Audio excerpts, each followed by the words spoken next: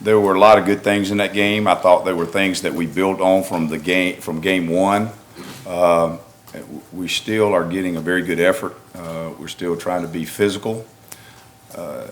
Our tackling, there was a little bit late in the game. Some of it was with our younger guys, was not as crisp as it needed it to be, and so we've addressed that. Obviously, that's a work in progress. As far as that game in its totality, in a positive note, it was a win.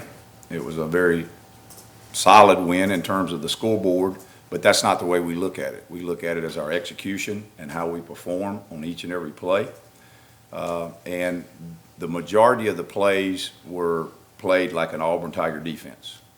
Now, we had a couple of plays, and obviously, I think you know which ones I'm talking about, in which it was totally unacceptable.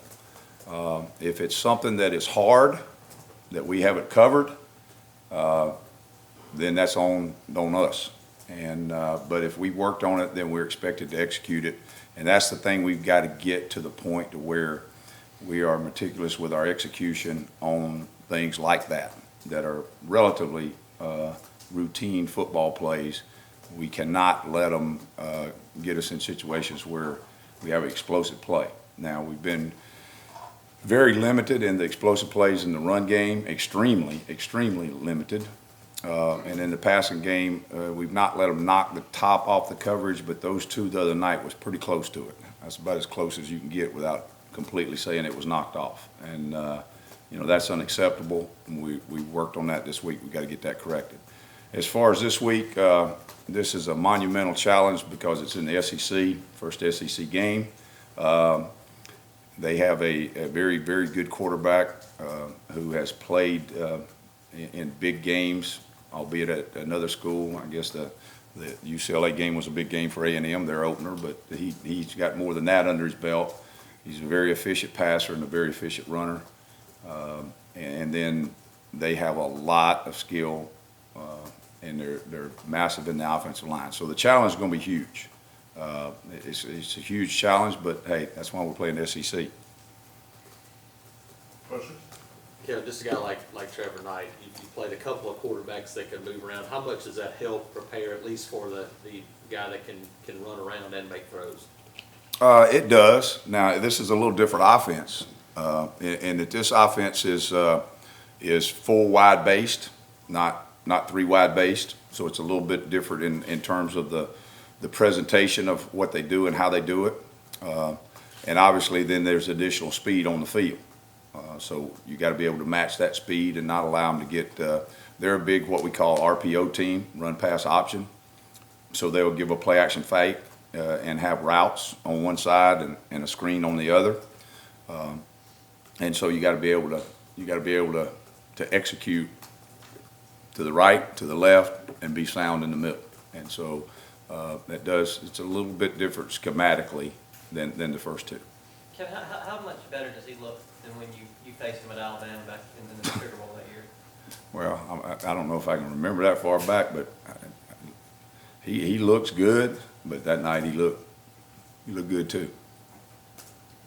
Kevin, there's a lot of analysis that their wide receiver core is the best receiver core in the country. I know you faced them last year. Do you think they're at that level that they could be the best receiver core in the country?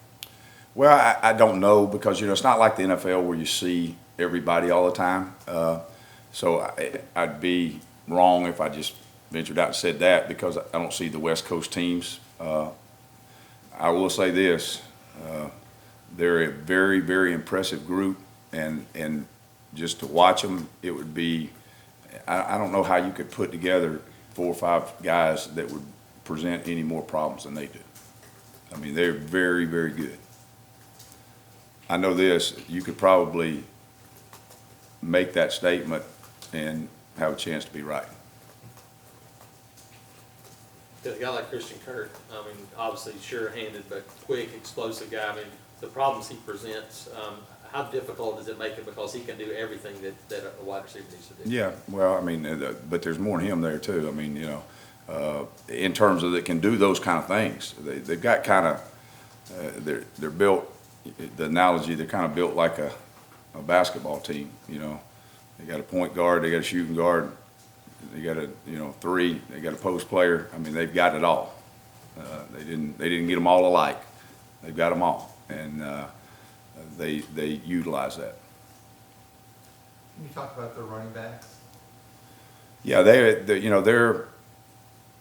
I faced those guys, obviously last year where I was, and I mean they're very downhill running, hard running guys, and they've got a lot of speed in terms of back speed, and they have the ability. They've shown the ability to, the jump cut where they can run up in your face and skip, jump, and be wide open in a step. They're talented too. I mean, like I said, I can stand here and keep going over all of them, but the only one we left out is the offensive line, and they're massive, and they've got some very, very good players there. I mean, they're a talented group. How's Derek Brown come along these first 2 games for you? Derek is a very talented young man, but like I said, I think a couple of times before, I think the thing that he's done, he's so emotionally mature, and he is mentally mature. He's physically mature. That's the trifecta. It's rare as a freshman to have all 3 of those. But then I think the thing that, since we've talked about him last, is that he's gotten actual meaningful game reps, and when you watch those reps, he's improved and improved and improved. And so he does some things sometimes that he's a very gifted young man. How far up in the rotation has he sort of moved at defensive tackle? Well, when you watch us play, Rodney's got a pretty good rotation going there with them, and there's no real set thing to it. I mean, they're all becoming about equal. I mean, they can go at any point in time, and they go early. So I don't know that we really, with that group, say this is first, second, or third. It's just next man up and keep them fresh, which has helped us. To watch him and, Derek and then Andrew Williams, see them make plays though, as you guys as coaches, how important is it to see those guys stepping up and get in the backfield and kind of create some havoc? Well, it's critical in that we've talked before in this room about the number of guys that we've got and the number of guys that we're going to play, and they played well. Now, are they perfect? And are we still got to refine our skill sets. But the thing that it is allowing us to do is it's allowing us to keep them fresh. And in this day and age of no huddle, hurry up offenses, to keep defensive line fresh and have enough to do it without the talent level dropping is a huge advantage. It helps us. Do you anticipate Deborah to be back in the rotation at defensive tackle this week? Yes. Kevin, is it fair to say that in a game like this, with what A&M likes to do, that Marshall Taylor's got to be able to help you in some way on Saturday? We certainly, he's practiced well. He's come along. I mean, we keep forgetting sometimes that he's not had that many practices, and very few really. But he's picked it up very well. He's obviously got in the other night and did some things well. So we need to be able to have corners that can do the same thing to the defensive line, keep them fresh, because they run a lot. What is his skill set? Josh Wilder was talking about how his arms are just very long for a cornerback, but what is Marshall? Yeah, he's got good ball skills. He's long, and so it's hard to get off press coverage with him. And then he runs good. Think about, He's a mentally tough guy too.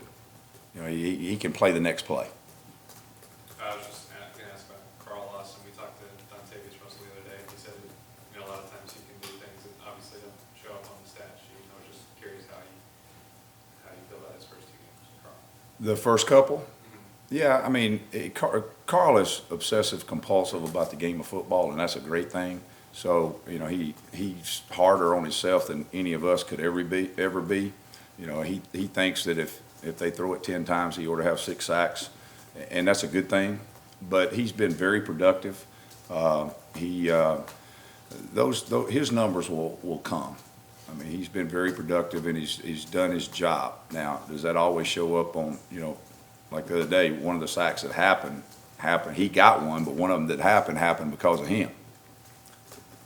How do you feel about the play of Trey Matthews through the first 2 games? Trey has been really good at to work every day with a spirit to get better and affect others in a positive way around him.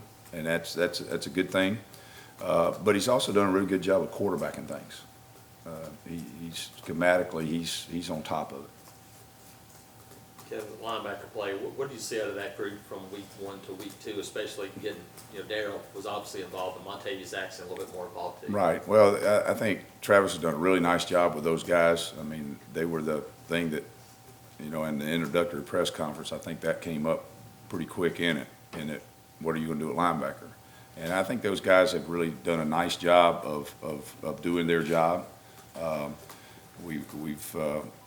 They've been good downhill and fitting on the run game. And so in the pass game, they've done what we asked them to do. So they've done a nice job. Now, are we where we need to be? No. Well, they would tell you that. We got a lot of improvement to go, a lot. You see their confidence grow though with every Oh, yeah, getting that yeah, experience. they come ready to work every day. It's not too big for them. The game is not too big for them.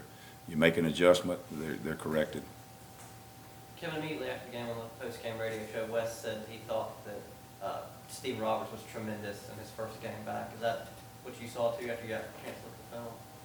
Well, the first thing is, I'm kind of smiling here because you do know that Wesley and I spend all day together, so whatever he said, I'm gonna agree with. All right, but I do agree with that. I mean, I thought Stephen, he brought an energy level to it and tried to do his job, and he's a physical guy. He tries to tackle. He's got his coverage skill sets are higher than what people may think.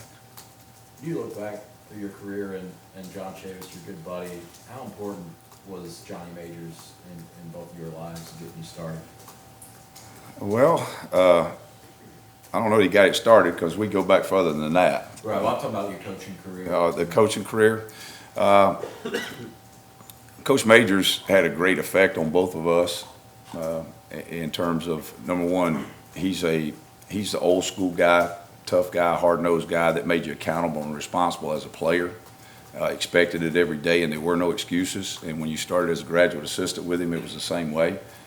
He expected you to know exactly what was going on in the field and be able to teach it at a young age.